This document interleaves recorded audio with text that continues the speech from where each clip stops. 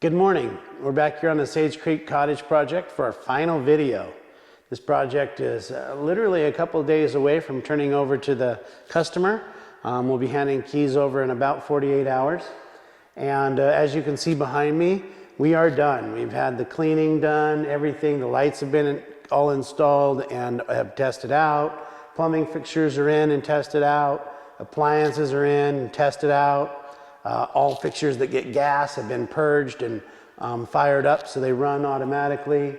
The windows are clean and the trim is clean and the cabinets have been vacuumed and we've got it so it's a clean, beautiful home ready to turn over to our customer.